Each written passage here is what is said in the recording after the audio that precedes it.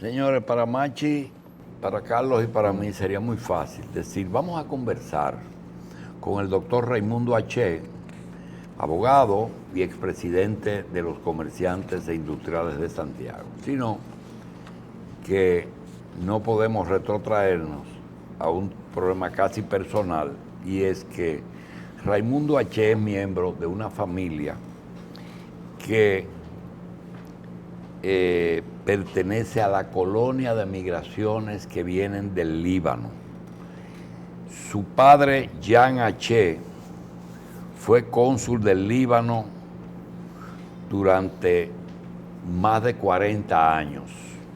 Y su abuelo, Antonio P.H., fue el fundador de esa famosa casa que tenía el nombre de Antonio P.H., y que sus hijos, 3 hembras y 2 varones, mantuvieron hasta hoy día funcionando en el área de ferretería y construcción. Raimundo es hijo de Jan H., quien fuera cónsul general del Líbano. El primer cónsul fue, me está diciendo, Antonio P.H., quien fue designado por un presidente que gobernó mucho tiempo el Líbano. Fueron de la gente que los franceses dejaron allá, el señor Kemil Chamoun. Y tanto su abuelo como su padre fue Kemil Chamoun, que los nombró cónsul honorarios en República Dominicana. Hasta hace poco, en que murió Jean, y el cargo lo ocupó el señor Adib Baza. También tenemos algún tipo de buenos recuerdos, porque nuestra abuela materna mencionaba mucho de que las familias H., Saiter y la nuestra provenían del mismo pueblo, una pequeña población conocida con el nombre de Gazir. Raimundo es abogado y es un hombre de mucha vida pública en Santiago. Es muy apreciado en Santiago, muy respetado, y nosotros queremos hablar de algunos temas sobre esa ciudad, que no solamente es la capital del Cibao, sino que Santiago tiene un sabor a poder, que por cierto lo ha perdido en los últimos años, y que surgían todos nuestros mandatarios de eso. Raimundo, gracias por estar aquí. Gracias por la invitación. Bien, primer tema obligado. El gobierno, tú estuviste como presidente de la Asociación de Comerciantes e Industriales, siendo abogado. El problema de las nuevas regulaciones, como por ejemplo la que nos ocupa ahora de la ley antilavado y el origen de capitales y la ganancia de capital y la presión que la Dirección de Impuestos Internos ejerce sobre los empresarios industriales y personas físicas, que ha traído tantos problemas. Yo solamente te quiero preguntar, ¿tú crees que antes de emitir o de promulgar esa ley debió de promulgarse una ley de amnistía fiscal? A mí me gusta mucho ser precisos con los términos. Hablar de una ley de amnistía fiscal tal vez trae muchos sinsabores a los que pagan sus impuestos.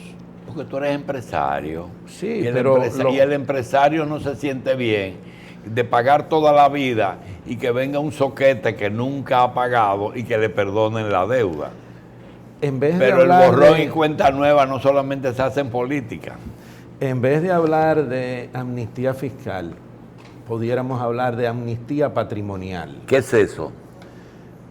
Hay una ley que se está discutiendo en el Congreso en que permite a aquellas personas que no han declarado la totalidad de su patrimonio, declararlo, pagar un impuesto ligero que en la mayoría de los países latinoamericanos ha oscilado entre un 1 y un 2%, y poder regularizar su declaración y que todo su patrimonio quede registrado y que como consecuencia no vaya a ser considerado un violador de la ley de lavado y que este dinero se considera que sea fruto de lavado. Y ahora en ese mismo tema, y perdóname que te voy a interrumpir mucho para que el público que ve el programa esta hora entienda, esta no es una forma de lavar dinero que ha estado enterrado por mucho tiempo. La ley... Que le decimos sincerización de capital. Ese es el nombre de la ley. Ese es el nombre de la ley. Sí. Puede haber de eso, no voy a decir que no. La ley el proyecto de ley que está discutiéndose en el Congreso habla de que hay que justificar de dónde vino. Sin embargo, habían tantos vacíos en las legislaciones dominicanas hasta ahora. Por ejemplo, un dominicano que invirtió en Estados Unidos, como para la ley dominicana no tenía ninguna ni tiene ningún interés, porque la ley dominicana en cuanto a las personas no incluye las ganancias o el dinero ganado fuera del país, fruto de lo que yo le llamo la modificación de los peloteros, que en la ley de 1992 de impuestos sobre la renta se excluyó que los beneficios ganados por un dominicano en el extranjero pagaran, como sucede en Estados Unidos o como sucede en muchos otros países. Entonces, yo no estaba obligado a por qué declararlo en República Dominicana. ¿Verdad que eso es doble tributación? Le estaban pidiendo. Era una forma de doble tributación. Porque allá le cobran impuestos. Es una forma de doble tributación. República Dominicana... Lo que hacía que dejaban los cuartos allá. Precisamente. ¿Y qué hubiera pasado? Todos los peloteros dominicanos, en vez de seguir siendo dominicanos, se hubieran convertido en americanos. Raimundo, se me quedó algo y no quiero brincarlo. Mira, realmente una persona, una institución que históricamente han cumplido con sus compromisos, coge Romana, coge las telefónicas, coge la cervecería, la gente que no quiere problemas con el fisco, que ha pagado religiosamente sus impuestos con los anticipos, con todo, miles y miles de pesos durante tantos años. Que vengan y digan, una ley de amnistía que a partir de hoy todo el que no pagó el agua ya no tiene que pagarlo. Todo el que no pagó sus impuestos están en cero. Eso no es ni siquiera moralmente aceptable. Porque entonces tú me vas a castigar a mí premiando al delincuente. Muy bien, pero hay otra cosa que tú dijiste. Ese mismo que ha pagado religiosamente y muchos que han quebrado por tener que pagar eso y que le han confiscado sus bienes por atraso, porque aquí un empresario tiene que pagar energía, tiene que pagar una nómina, tiene que pagar impuestos, tiene que pagar impuestos de propiedad, el IPI, en fin, y aquel que le robó al Estado y lo guardó en una caja de zapatos, aquel que evadió impuestos y lo guardó fuera o aquí, y aquel que trafica en droga, le van a entonces decir, si lo sacas te perdono. Es que la ley de sincerización, por lo menos el texto que está propuesto, dice que usted tiene que justificar de dónde usted sacó ese dinero. Ah, y tiene que decirlo. Claro. Ah, yo pensaba que era de sacarlo y simplemente. No, usted tiene que justificar de dónde lo sacó. No es que yo simple y llanamente digo... ¿Por qué estaba escondido entonces? Hay razones por las que estoy hablando. Y si dicen eso, ¿lo pueden castigar? No, ¿verdad? Si dicen de dónde y el origen es legal, no hay castigo. Simple y llanamente hay una sincerización. Ahora, si viene de un aspecto, usted está confesando un crimen. Porque la ley de lavado de 2017 contempla que eso es un crimen. ¿Y la ley de sincerización de capital es buena entonces? Si se dice el origen. Tiene sus cosas buenas. Todo, como todo en la vida, hay gente que le gusta y hay gente que no le gusta. Aquí hay ley de quiebra, doctor. Sí, señor. Existe. Sí, Por no ejemplo, se llama el ley capítulo de 11 de Estados Unidos existe aquí. No se llama ley de quiebra, se llama ley de reestructuración y liquidación de empresas. Eso es, por ejemplo, yo tengo una empresa y veo mis activos, debo más de lo que tengo y el flujo de dinero no me da para pagar. Pero si me dan tiempo, puedo pagar. El Estado permite que se reestructure esa sociedad. Vamos a dividirlo en dos. Sí. Una cosa es tener más deuda que bienes, y eso es estar quebrado. Sí, cuando se Pero el que está quebrado no tiene posibilidad de reestructurarse.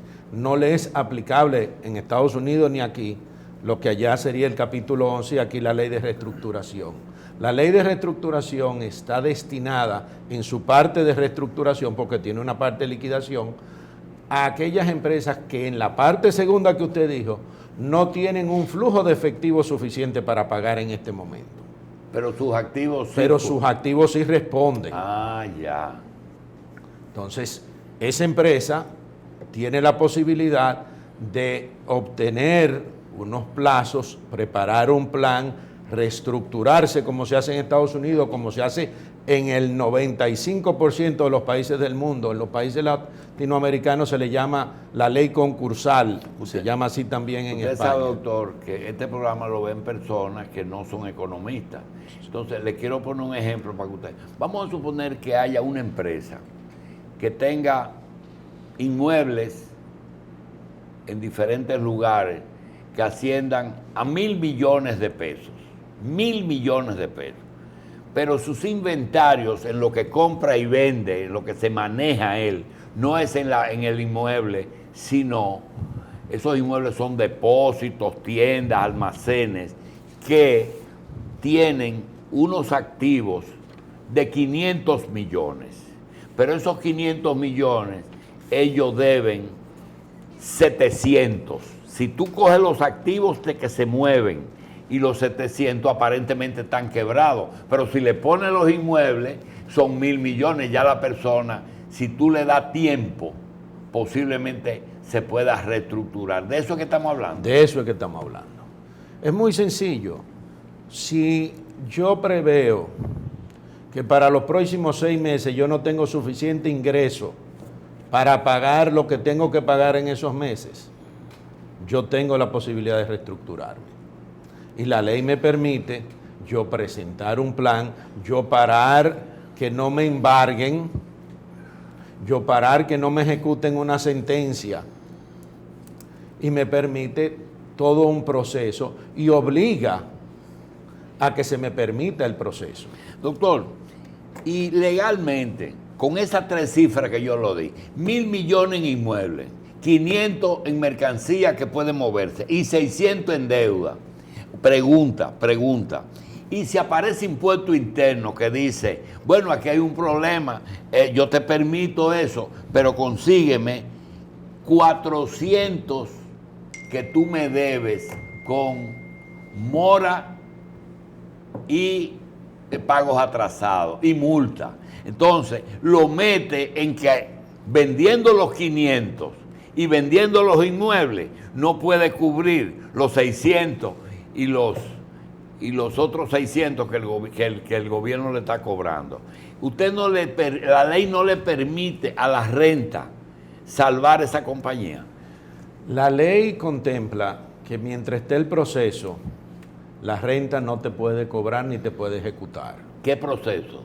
¿El de reestructuración? El de reestructuración. La ley creó unos tribunales de reestructuración que temporalmente... Hay un tribunal especializado Sí. que no es el contencioso. No es el contencioso. La primera sala del juzgado de primera instancia en su Cámara Civil y Comercial De la localidad. de Santo Domingo, Ajá. para todo lo que es el sur, el este y la ciudad de Santo Domingo, y la segunda sala del juzgado de primera instancia de la Cámara Civil y Comercial de Santiago, para todo lo que es la zona norte. ¿Por qué se pusieron 2 tribunales solamente en el país?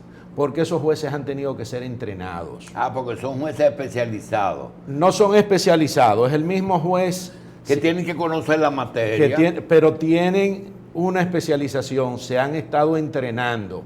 Por ejemplo, yo participé en la redacción de la ley del reglamento junto con un equipo y esos jueces están siendo entrenados por expertos nacionales e internacionales en este tema, de cómo se aplica la ley, cómo se ha aplicado fuera de aquí. Usted no estaba aquí, en la capital, sino en Santiago, cuando la quiebra de Baninter y de Bancrédito, pero ocurrió algo parecido. El Banco Central, que era el acusador, en combinación con las autoridades que tienen que defender los intereses del Estado, prepararon los jueces de ese juicio, porque tanto los fiscales como los jueces tenían que conocer detalles que fueron entrenados para ello. Ese entrenamiento que le dieron para la ley de reestructuración, ¿es una especialidad del juez o fue un entrenamiento que se lo dieron en la misma, qué sé yo, qué de justicia de aquí? La Escuela Nacional de la Judicatura. Esos han sido entrenamientos que se están dando dentro de la Escuela Nacional de la Judicatura por expertos internacionales y nacionales que conocen del tema, porque hay mucho tema que tiene que entender de finanzas. Ahora, la ley de reestructuración excluye la situación económica de los bancos y de las entidades reguladas financieramente, porque la ley monetaria y financiera de República Dominicana integra un proceso de cómo debe corregirse la situación económica de las entidades reguladas dentro del sistema Hay dos financiero. preguntas, Raimundo H., que nosotros, por razones de edad y de un posible Alzheimer prematuro, no quisiéramos dejar de preguntarte, aunque quizá deba ser en otro momento. Mira, la acumulación de impuestos atrasados, puede, aunque no se justifica,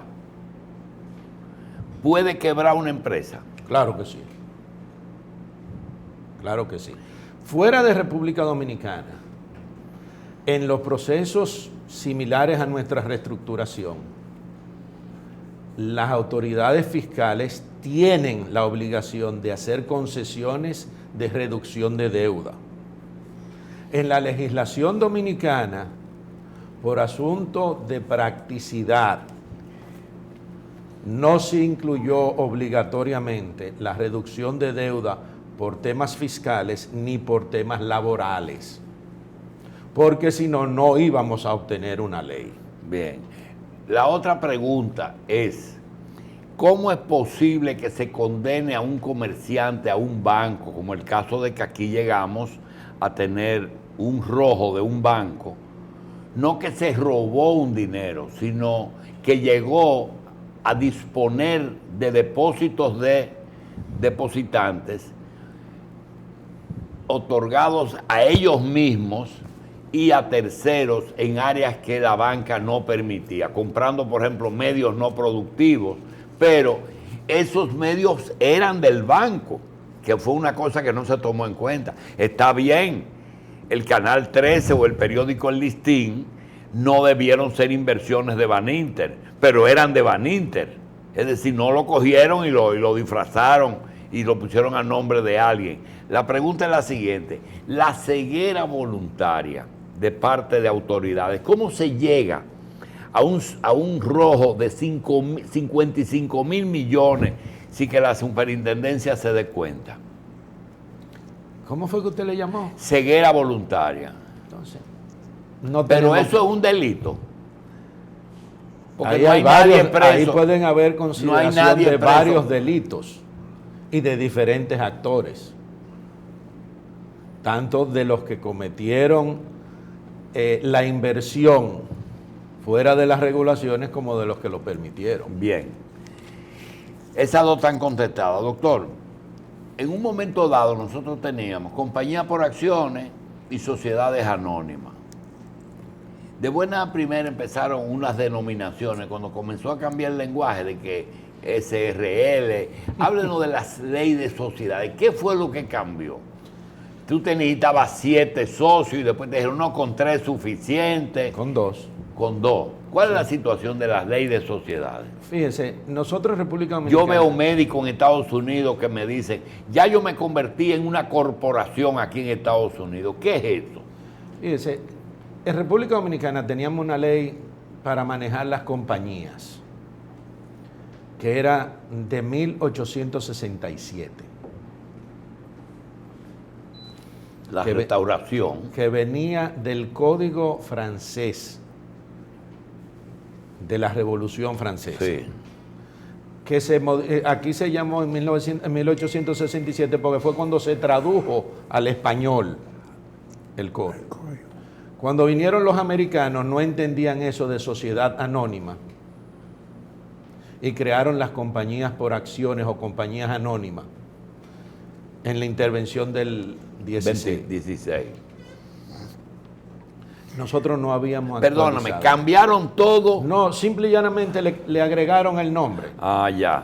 Simplemente Pero quedó el código francés. quedó la legislación francesa, que dicho sea de paso, durante la época de la intervención norteamericana, nosotros tuvimos una ley de capítulo 11. Ah, teníamos un capítulo 11. Teníamos un capítulo 11 que fue revocada cuando se aprobaron ciertas leyes que habían implementado los norteamericanos y otras se rechazaron. Esa se rechazó. ¿Qué pasa? El mundo entero ha cambiado. La conceptualización de qué es una compañía, qué es una inversión, qué es una empresa ha cambiado en el mundo entero. En países más desarrollados que el nuestro, por ejemplo, se entiende que la empresa es una institución, no un contrato. Nosotros tenemos todavía la concepción de que es un contrato y que por lo menos tiene que haber 2 personas. En Europa hay las sociedades anónimas unipersonales. Yo tengo un monstruo de compañía con miles de millones de pesos de inversión o de dólares o de euros, sin embargo es de una sola persona. Entonces, ¿qué nosotros adoptamos? Nosotros adoptamos mucho de la nomenclatura francesa, mezclado con la nomenclatura española, argentina y uruguaya, y algo de Colombia, y se creó una nueva ley de sociedad. ¿De dónde vienen los uruguayos? La ley de Uruguay. Sí. ¿Por qué nosotros tomamos esa cosa de un paisito tan lejano? Bueno, Uruguay... Porque de Francia y de Estados Unidos lo entendemos. Uruguay tiene una tradición jurídica que nosotros no tenemos. Ah. Y tiene una serie de conceptos más aplicados a nosotros los latinos que copiar todo de los españoles y los franceses. Ya. Porque, por ejemplo, nosotros quisimos en la primera modificación de la ley, en el 2008, implementar condiciones, por ejemplo, decirle a un don Pepín Corripio o a los Vicini, don Gianni en esa época, usted no puede ser miembro de más de 5 consejos de administración, que fue algo que se puso aquí. Esas son limitaciones que se emiten en países en que hay una bolsa de valores de compra y venta de acciones, porque aquí la bolsa de valores es solamente compra y venta de pasivos, de financiamiento, que usted no puede ser miembro de los consejos de administración de toda su compañía.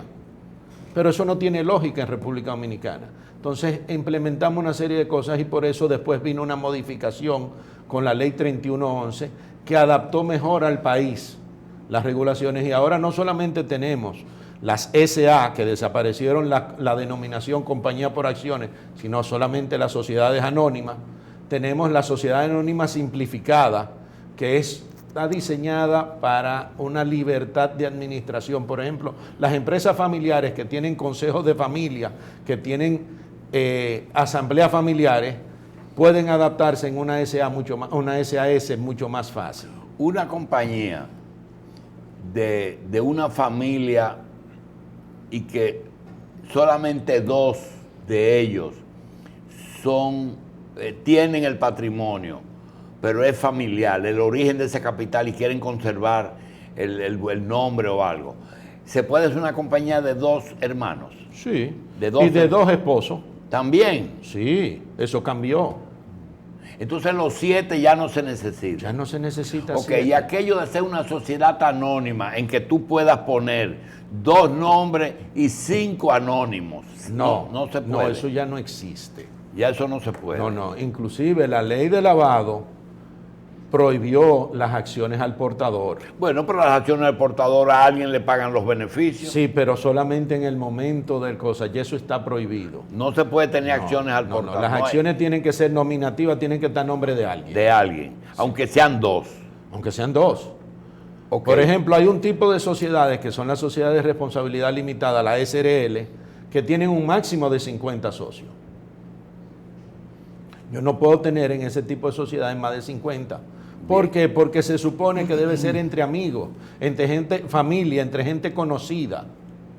Una empresa que tenga un administrador, un consejo de administración y un patrimonio, emite un cheque que no esté previsto de fondo. ¿Quién es el responsable de emitir un cheque sin fondo? El que lo firma.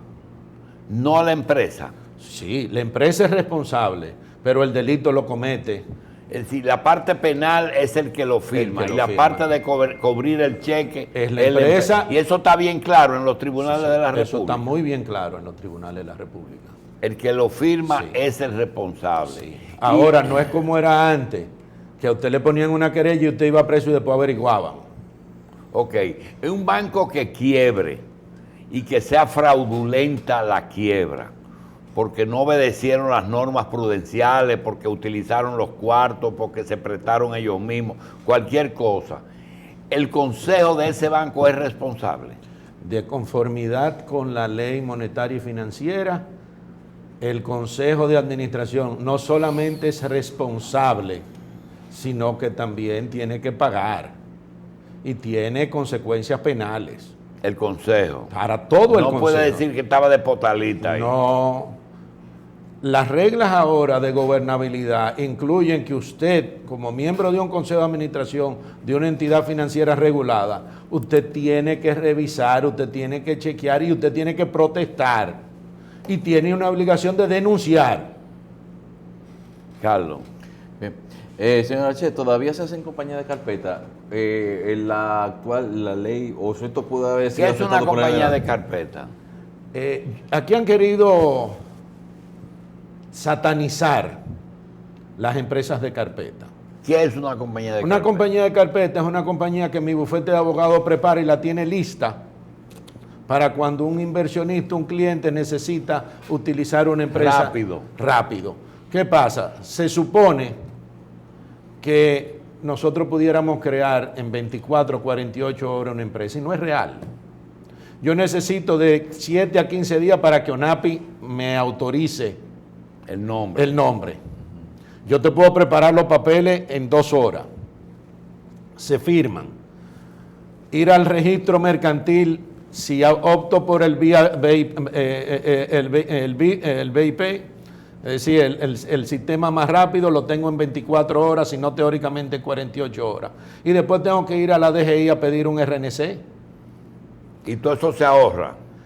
Cuando tengo una sociedad de carpeta, yo la tengo lista, yo la tengo con todo y yo nada más tengo que... Y es legal, ¿verdad? Y es legal. Y no hay posibilidad de que, el que la compra o el que compra las acciones debe de enterarse si esa compañía hizo alguna operación previa. Porque puede ser que haya hecho una operación. Claro. Ahí interviene la confianza que se le tiene a la oficina de abogados que te la está vendiendo. Yo te estoy garantizando que yo no he hecho ni nadie ha hecho ninguna operación con esa compañía. Bien. Doctor. Claro, inmediatamente yo hago la transferencia, yo tengo que notificarlo a la DGI y a la Cámara de Comercio. De que ya el patrimonio... De que ya cambió el grupo accionario que controla la sociedad. Bien, diferéncieme lo que es estructura patrimonial de planificación patrimonial. Estructura patrimonial es cómo usted mantiene su patrimonio. ¿Cómo? Cómo usted mantiene su patrimonio. ¿Qué volumen de su patrimonio está en efectivo?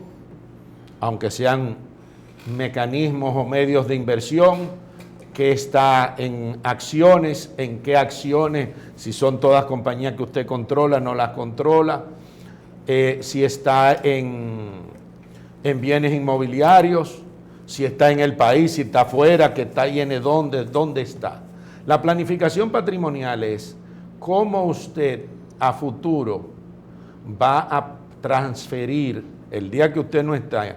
Porque nosotros los latinos no nos gusta que nos hablen de muerte, pero va a suceder. Sí. Eso es lo único seguro que hay en esta vida, de que un día no vamos a estar. Entonces, ¿cómo yo voy a transferir ese patrimonio a mis herederos y a mi socio? Porque el 90% de los dominicanos está casado y está casado bajo comunidad de bienes. Aunque esté a nombre suyo, la mitad de lo suyo es de su esposa. A propósito de eso, doctor, una ñapita ahí. Hoy nosotros hicimos un comentario hoy que muchas personas piensan que el problema del matrimonio gay es por razones de sexo, y yo digo que no es por problema, es por patrimonio. Es decir, cuando dos personas viven la vida entera. Nosotros tenemos el caso hoy de la productora de Telemundo, que es demandada por una pareja de 10 años y dice, ella tiene que pagarme $2 millones porque nosotros convivimos. Si hubieran estado casados, era división de bienes, ¿verdad? Correcto. Es decir, que puede ser... Eso es correcto. De que no se está discutiendo un problema de sexo, sino de patrimonio. Hay un problema patrimonial. ¿Y por qué no hacen una sociedad, una compañía... no es igual. Una compañía no abarca... Pueden bienes quedarse fuera, mientras que en la comunidad de bienes... No se queda nada, a menos que haya separación de bienes. A menos que haya separación de bienes o a menos que los inmuebles hayan sido adquiridos previo al matrimonio. Igual que pusimos de ejemplo el celibato. Es decir, muchas veces el celibato no es por problema de un voto de castidad, sino que si un sacerdote que no ha hecho voto de pobreza, sino de obediencia y de, en este caso, de castidad, pero no de pobreza. Por ejemplo, hace Sedimat, que fue el caso que Balaguer lo puso a nombre de Nicolás de Jesús López Rodríguez. Y Nicolás de Jesús López se lo entregó a la iglesia cuando cesó sus funciones. Se lo puso a nombre de la iglesia. Ahora, yo digo que si él hubiese estado casado, los hijos hubieran reclamado esa propiedad. Los hijos no. No solo los hijos. ¿Y el cónyuge? La esposa. Sí. La mitad era de la esposa. Porque lo de los hijos es porque yo no puedo disponer más de un porcentaje de mis bienes a personas que no son mis descendientes. En República Dominicana hay una legislación del Código Civil que viene de los franceses que se llama la reserva hereditaria. Si tú tienes un hijo, tú solamente puedes disponer del 50% de tus bienes. Entonces aquí no hay que desheredar a una persona 100%. Por dos razones solamente. ¿Cuáles? Que yo haya atentado contra mi padre. La vida. La vida, o haya participado en su muerte. O que yo haya... no le haya dado asistencia económica en un momento de necesidad a mis padres. Hay una lápida que dice por ahí, que descanse en paz de parte de tus hijos, menos fulano que no dio nada para el sepelio. Eso pasa. En República Dominicana yo no puedo... tú no puedes desheredar 100%. No. Siempre hay un porcentaje. ¿Qué porcentaje aquí, doctor? Varía dependiendo de la cantidad de hijos. Un 50 si tienes uno, un 33 si tiene dos, un 25 si tiene tres. Eso está bien establecido. Eso está establecido, claro. Pero no solamente está establecido eso, y esto es algo que muchos padres se equivocan y después trae problemas. Yo no le puedo regalar a un hijo sin ponerlo y aclararlo bien por escrito en vida. Esa es otra cosa. Y si yo hago una compañía por acción en vida. Las acciones que yo hago son mías. Tienen que transferírsele a mis hijos. Pero yo no puedo entregársela al que yo quiera para evitar un problema. No. Los problemas se evitan de otra forma, con una planificación patrimonial. ¿Qué es eso? Que es, yo planifico cómo vaya a transferir y lo planifico de forma tal de que se aplique la ley. Ok, bórreme eso y dígame lo siguiente. Un padre que tiene 100 millones de pesos de activos en propiedades y en dinero a la hora no se ha muerto actualmente, y tiene 2 hijos, y él quiere que esos 100 millones queden en manos de un hijo, pero lo quiere hacer ahora para no tener que pagar, qué sé yo qué, hereditario, ¿cómo se llama eso? La reserva hereditaria, el impuesto sucesoral. Impuesto sucesoral. Bueno, ¿qué puede hacer para pasar eso a su hijo con tiempo y planificado? Bueno, lo primero es que si lo hace por una donación, en vez del 3, sí, que son los impuestos de herencia, va a pagar el 27, que son los impuestos de donación. Le va a costar más. Le va a costar mucho más. Y está sujeto a litigio. ¿Y si yo se lo vendo a él?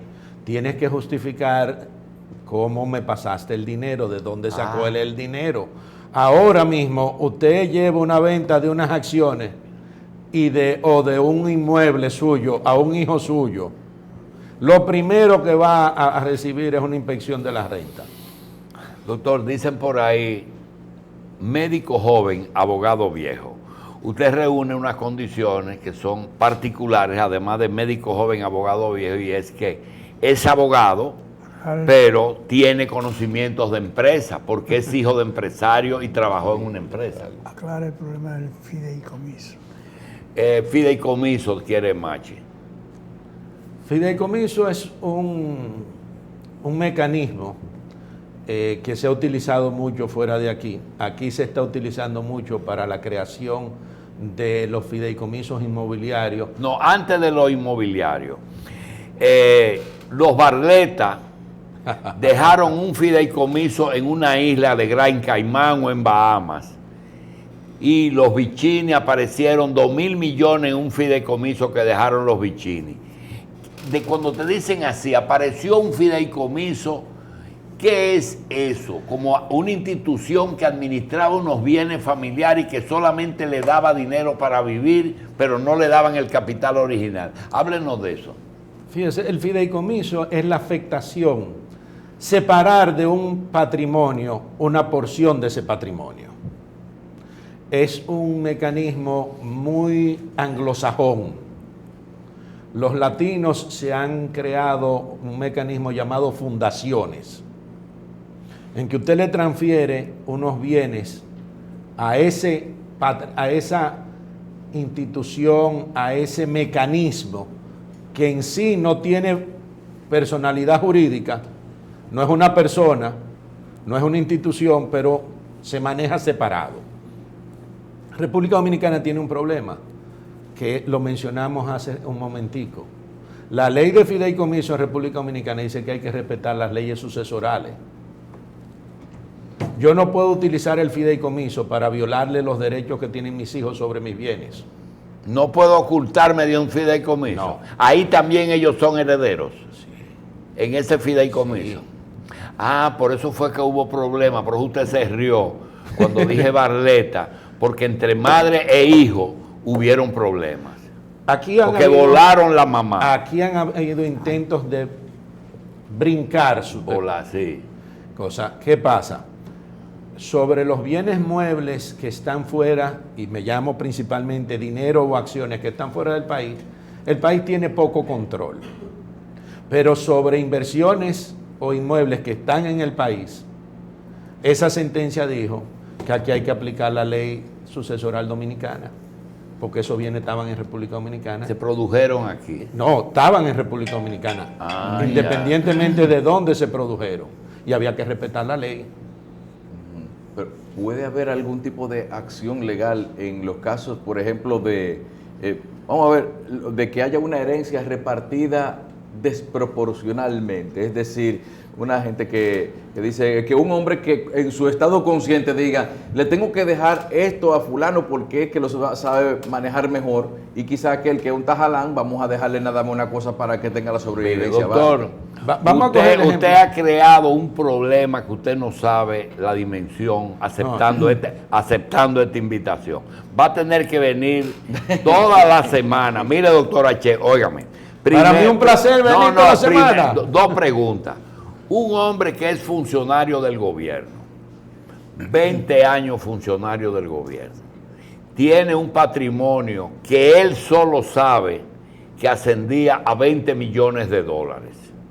Y no se sabe, tuvo 2 camadas de hijos, unos que hoy tienen mayoría de edad y tienen más de 30 años, Y otros que vienen y camino. otros pequeños que tienen alrededor de 5 a 12 años. Pregunta, ¿el hombre está vivo pero no está mentalmente apto ni para manejar sus bienes, ni para administrarlos, ni para donarlos? No tiene testamento. Los primeros hijos quieren dejar fuera a los segundos, pero hay hijos que saben dónde está la caja de zapatos por los 20 millones. ¿Qué se hace en unos casos de un cosa que lo legal es lo de menos, sino lo real y lo humano? Si se le presenta una gente en un bufete, la madre de los 2 chiquitos, dice, mira, me quieren desheredar y me han echado de la casa, independientemente de que no eran casados, sino que los hijos están reconocidos, los 2 chiquitos. ¿Qué se hace en esos casos? ¿Cuál es el procedimiento? Si yo fuera el abogado de esos pequeños, Sí. lo primero que yo hago es romper a embargar por todos lados todo lo que yo encuentre, incluyendo La caja de zapatos. Segundo, hay una institución en la legislación dominicana que se llama la tutoría del mayor, de incapaz. Es declarar interdicto, incapaz. ¿Qué es la interdicción? Que usted no puede, Aunque esté vivo, no tú tiene. no puedes, en derecho tú no puedes actuar por ti mismo. Y hay que conseguir certificados médicos para declarar interdicción. Claro. De varios médicos. Claro, hay un proceso en los tribunales que conlleva A la interdicción. a la interdicción. Sí, y después, Después ¿qué es vamos, lo que es la tutoría? la tutoría es que se va a nombrar un consejo que es quien va a administrar eso. Normalmente se nombra un consejo de familia, pero en adición al consejo de familia hay extraños que participan. Y si la persona afectada no tiene ni siquiera para pagar un abogado con conocimiento, ¿qué acuerdo puede llegar con ese abogado? ¿Una cuota litis? ¿Una cuota aparte? litis. Una cuota litis. El que no tiene nada, no va a hacer nada porque no hay nada que proteger. Sí. ¿Y qué Algo repartir? tiene si andamos buscando proteger. ¿Se puede recurrir a un testamento? Como lo que Claro. hablábamos hace un ratito, de que Claro. se considera desproporcionada la repartición. Claro. Cuando íbamos a hablar, cuando usted planteó ese tema, yo quería tomar el ejemplo que planteó Julito, que es de los 100 millones. Yo se lo quiero dejar nada más a un solo hijo. Sí. Yo puedo, vamos a suponer que no estoy casado, tengo 2 hijos. Reconocidos. Ya no hay el término Con el reconocido. ADN no hay problema. Ya eso no es que yo los reconozca. Y antes los de matrimonio tenían una proporción y los de fuera de matrimonio tenían otra. Ya no, ya todos los hijos tienen igual derecho. Ahora, yo puedo, de esos 100 millones, yo tengo el poder de disponer como me dé la gana de 33%. Ah, ya. El 77% le va a tocar mitad. Pero el 33% yo se lo puedo regalar a cualquiera de ellos 2 o a un tercero. Ah, pero solamente. Es el 33%. Por testamento. Bien. Ok. Por No, testamento. porque Sí, por testamento. Ahora, yo sí puedo decir en mi testamento, a Raimundo yo le voy a dejar la empresa A X le voy a dejar la empresa B, a C le voy a dejar los inmuebles tales y cuales. Ahora, al momento de mi deceso se va a calcular cuánto vale la empresa A, cuánto vale la empresa B, cuánto valen los inmuebles y vamos a compensar. Entonces, si a mí me tocó más de lo que me correspondía, yo se lo tengo que pagar a mis hermanos. Bien. Doctor, ok. otro caso de herencia. Hay un lío que todos los días vienen aquí, nos llaman, de las tierras de Barrigol con los Rosarios. Una familia que dice ser dueños originarios de las tierras que hoy ocupa la Rosario. Son alrededor como de 5,000 personas, pero dicen que el dinero es tanto que da para todos ser rico. Y ese es un problema que hay cuando la gente piensa que los problemas familiares, doctora H, mire lo que pasa. Hay personas que mueren y tienen una casa que cuesta 1 millón de pesos. Para poner una casita pequeña, 1 millón de pesos. ¿Eso paga qué por ciento de sucesoral? Ahora mismo el 3%. Ok, el 3%. Pero vamos a suponer que quede limpio 1 millón de pesos. Y resulta que dice, caramba, una casa de 1 millón de pesos. Pero resulta que son 10 hijos, 10 herederos legales. Son 100,000 pesos. Coño, lo que me va a costar 100,000 pesos. Entonces arman una guerra para eliminar el contrario. Eso no tiene solución, ¿verdad? Mire, en las empresas familiares y en las familias, la poca comunicación y la envidia creada y los tratos diferenciados entre hijos por parte de los padres son los que más problemas causan. Sí, pero los tratos diferenciados están que usted tiene la familia, no quiero poner ejemplo, pero 2 hermanos que no tenían ningún problema y eran dueños de una empresa. Esos 2 hermanos, había uno que trabajaba y que ejecutaba. El otro era medio protocolar, es decir, era más lento, pero hacía su función. Se ocupaba del gobierno, se ocupaba de la Cámara de Comercio, pero el otro era el que hacía el horario. Ahí no tuvieron nunca problemas, 50-50. Resulta que desaparecen y vienen los hijos. Pero los hijos dicen, pero mi papá era el que más trabajaba, nosotros somos los varones, sobre todo los árabes, que pensamos que el varón mayor es el que más le toca. Esos líos, ¿cómo se resuelven? Mucha conversación. Hay que hablar. Hay que hablar. Hay que hablar. Que no es así, le toca al vago igual que el que trabaja. Tenemos que aprender. El que a veces hay hijos que son los que hacen la fortuna, ¿eh? Sí, pero tenemos que aprender que las cosas hay que hablarlas y que hay que crear una diferencia entre mi trabajo y mi herencia. No, doctor, lo que pasa es, yo te voy a poner un ejemplo de un paisano suyo y mío, los Lama, don Pedro J. Lama, era un caballero, pero lo que tenía una zapatería en la Duarte, y vino Mario y le dio brillo y la inspiración. Los hijos de los otros hijos alegaron que eso es 3 partes iguales. Pero el que hizo la empresa fue Mario. Que por cierto, felicito a Mario. Usted está poniendo, don Mario, mis felicitaciones también. Usted está poniendo un ejemplo maravilloso. Sí. ¿Por qué? Porque desde el momento en que don Mario tomó el control y tomó la batuta, debió habérsele retribuido a don Mario por ese trabajo que estaba haciendo. Pero ¿qué pasa? Que eso no se hizo. Porque fue un proceso, doctor. Precisamente, pero ya los procesos se ven, se conocen, se han estudiado. Nosotros no queríamos que nos hablaran de eso y no queremos hablar de que yo voy a menospreciar a mi hermano, que mis cosas. No, hay unas realidades, porque hoy, en ese momento fue don Mario y sus hermanos, pero después vienen los nietos y después vienen los bisnietos. Si usted no habla y lo aclara. Bien. Señores, hay un... No, espérate. La caja de zapatos. Yo tuve que apagar. Doctor H, usted se ha creado un problema. Tanto para las personas que yo les cerré el teléfono, que me están llamando seguro para decirme, dame el teléfono de ese señor. Lo primero que te voy a decir es que Raimundo no vino a buscar trabajo. Vino obligado.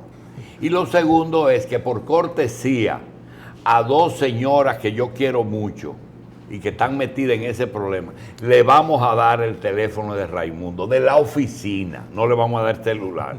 Doctor, diga el número al pasito. 829-582, que es Santiago. 0070.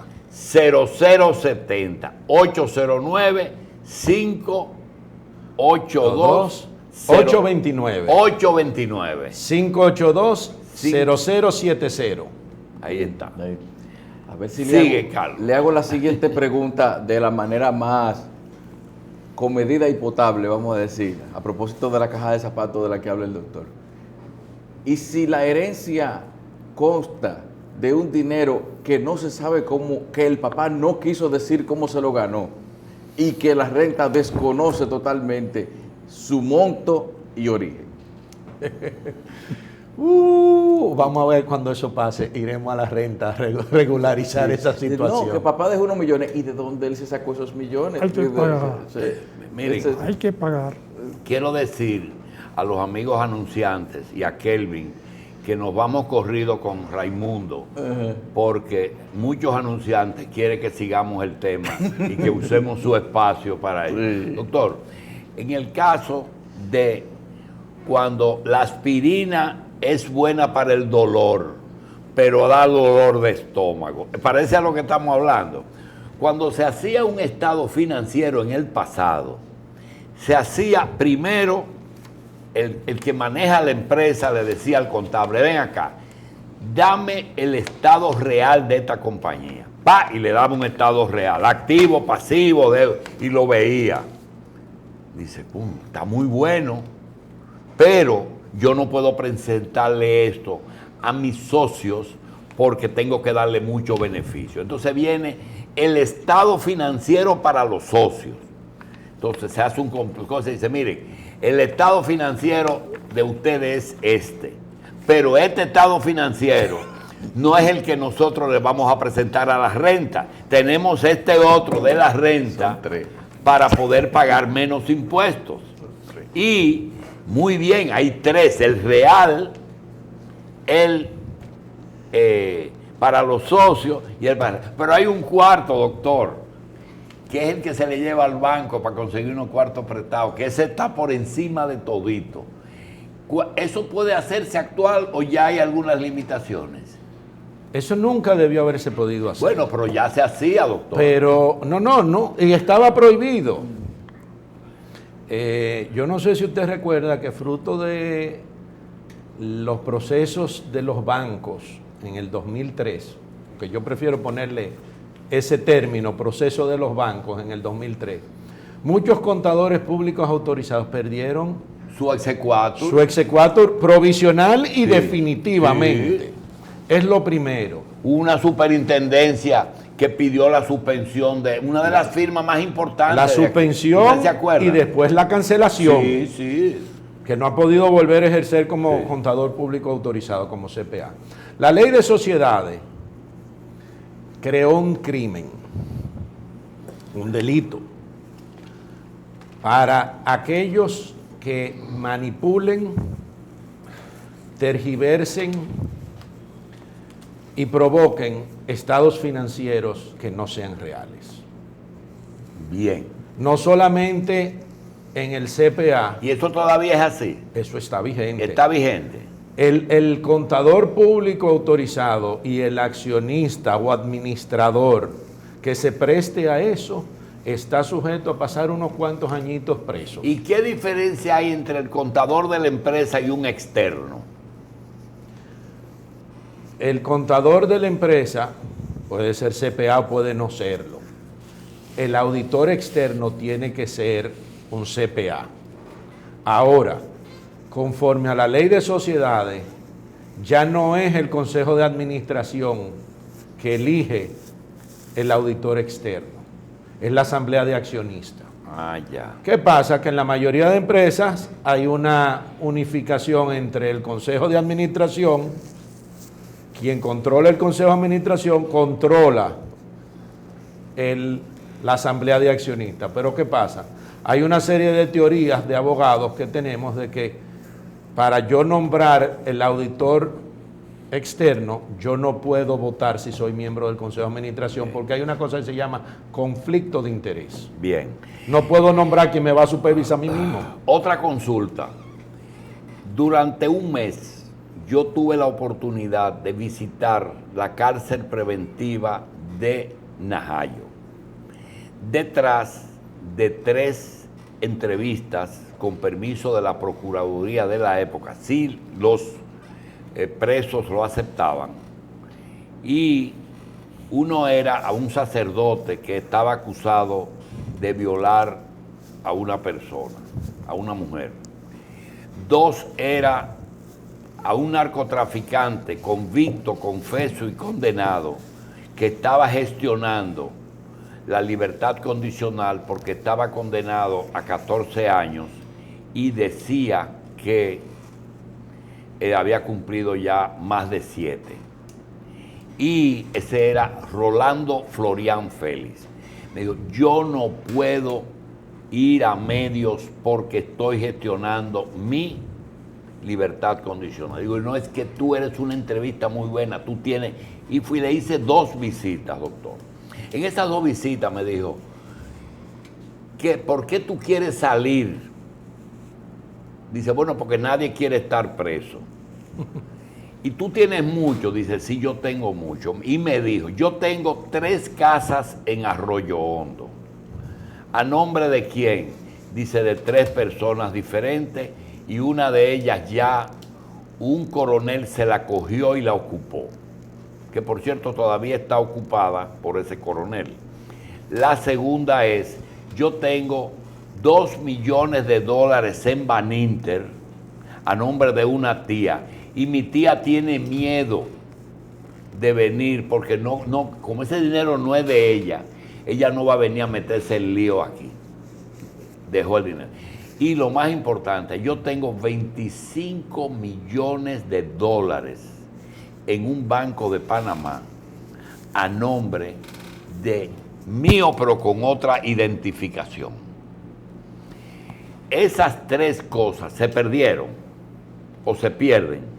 Yo entiendo que la Procuraduría General de la República, si se hace copia de esa entrevista, puede y tiene iniciar todavía una investigación. Y tiene todavía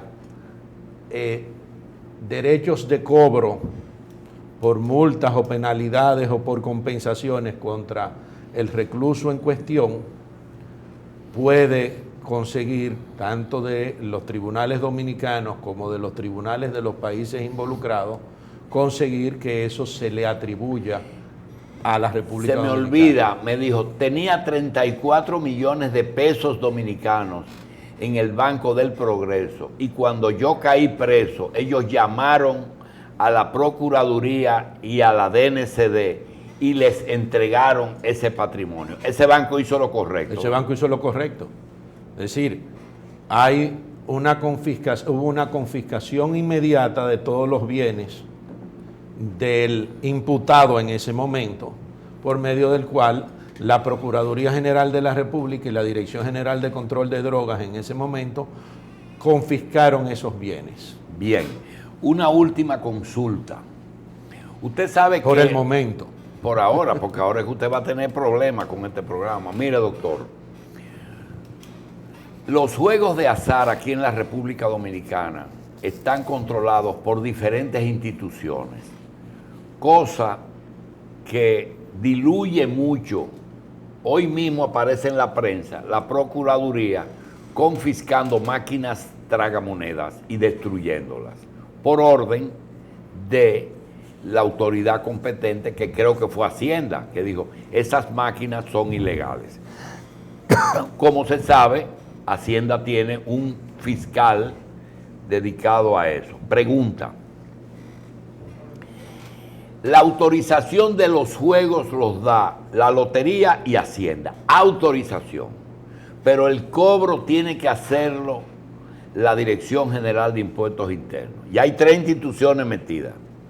Un cuarto, y es la pregunta, sorpresivamente es un banco que se entera de que una institución de juego, específicamente un casino, el dueño en San Martín, en la parte, es una isla que igual que nosotros es compartida por Francia y por Holanda, es acusado de un fraude, pero resulta que el permiso de aquí, del casino de aquí, está a nombre de esa persona, y el banco, en Conoce tu Cliente, usted sabe lo que es, le cierra la cuenta, pero no se lo dice a Impuestos Internos ni a Hacienda. Y Hacienda, por querer seguir cobrando, le exige, usted sigue abierto, pero págueme en efectivo con un cheque de administración.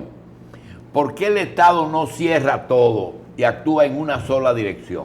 Hacienda estaría violando la ley de lavado. Sí Si el pago en efectivo excede los montos autorizados. Aunque sea cobrando un impuesto. Claro que sí. La ley dice que yo no puedo hacer ninguna transacción en efectivo. Y ni comprando un cheque de administración. Ni comprando un cheque de administración. Yo puedo Eso comprar un cheque de efectivo. administración En efectivo. En efectivo. Yo no estoy haciendo una transacción Pero en lo efectivo. peor que el banco que le cerró la cuenta es que le vende el cheque de administración. No puede vender. Yo no te puedo cerrar la cuenta y venderte un cheque de administración. Tú sigues siendo mi cliente. Eso es un error craso. Eso es una... Contradicción. Más que contradicción, eso es hacerse el ciego, cerrando un ojo.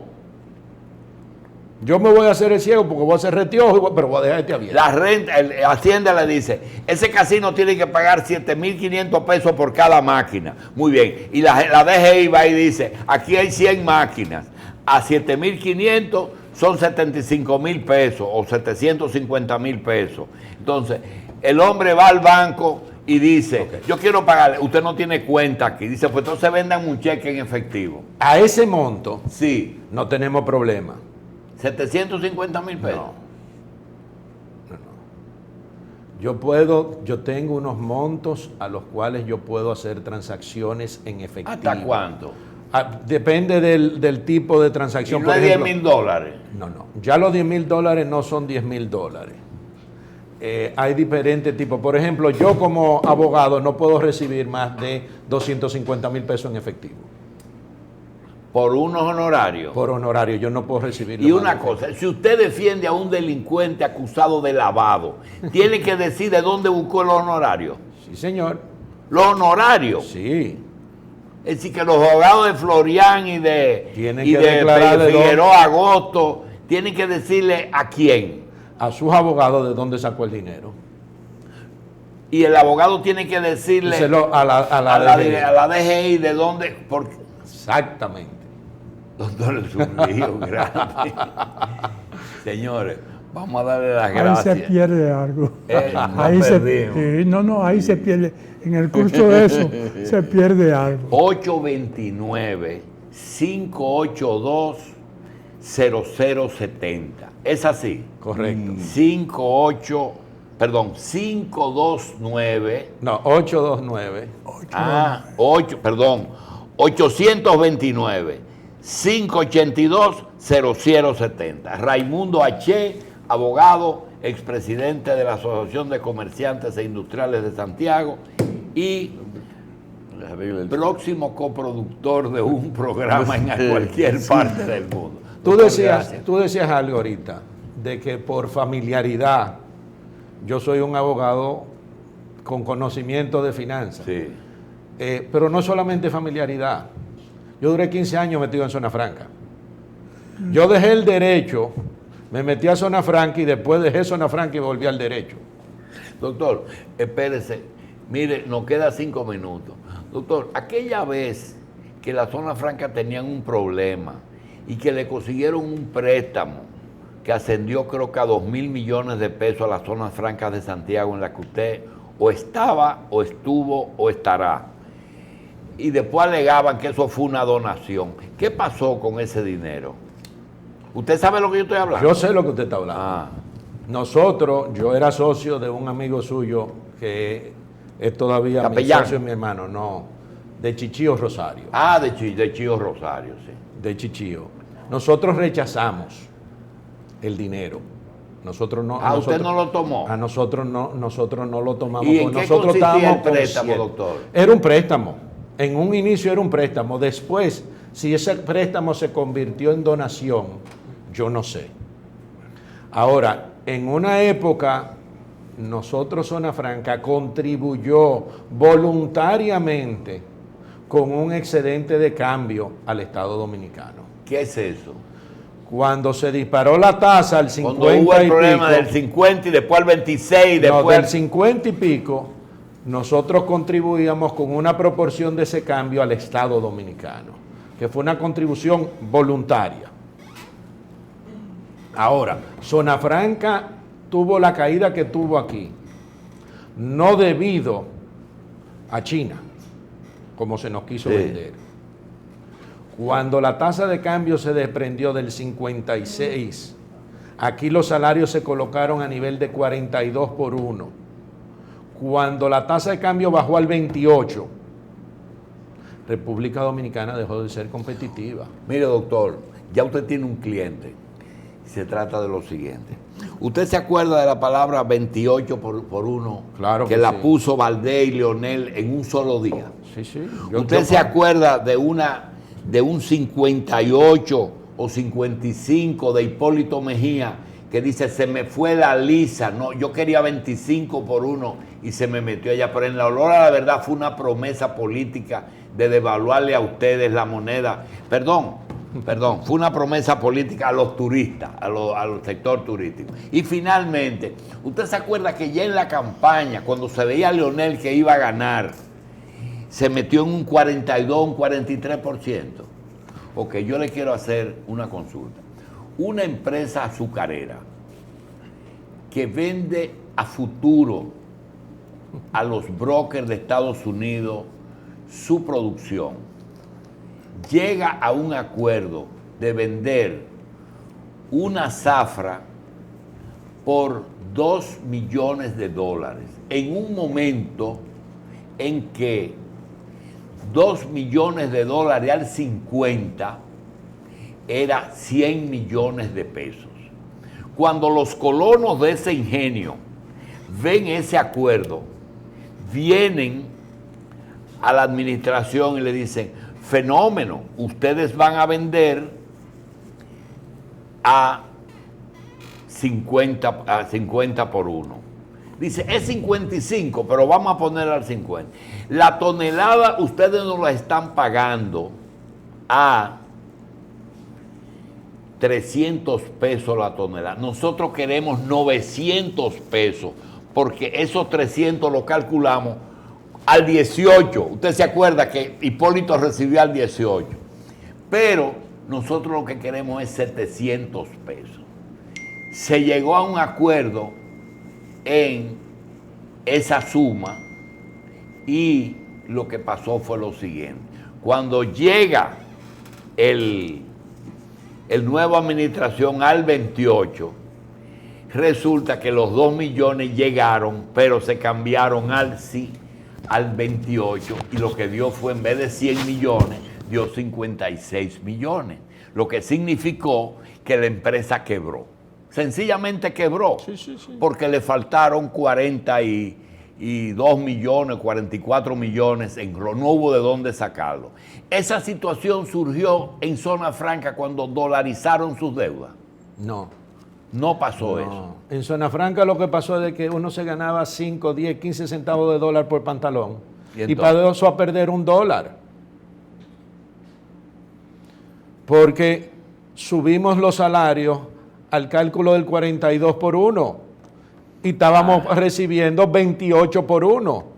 Ya, lo de los colonos. Yo estoy recibiendo 14 pesos menos por cada dólar. Y no se ganaba nada más que 3 pesos. 5 o 10 centavos de dólar es lo que se ganaba. Porque Zona Franca era un negocio de volumen.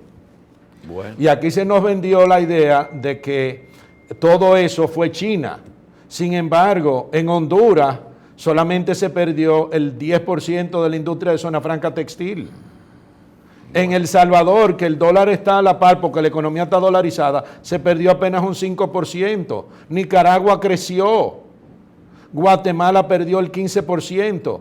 ¿Quiénes perdieron Zona Franca textil? República Dominicana y México. ¿Qué coincidencia pasó en esos dos países? Que la moneda nacional se revalorizó. En una conversación con las autoridades dominicanas, el 14 de febrero del 2005, yo expliqué esa situación y a mí se me dijo que se iban a hacer estudios, los cuales nunca se hicieron. Bien, doctor, gracias. Para mí, el agradecimiento es No, mío. al contrario, gracias. Perdonen el trabajo que le vamos a ocasionar porque hagan muchas bolas, muchas tifoideas. Tifoideas le dicen a los médicos cuando cuando le llegan pacientes que no pueden pagar. no pueden Ay, Dios pagar. mío. Gracias, doctor.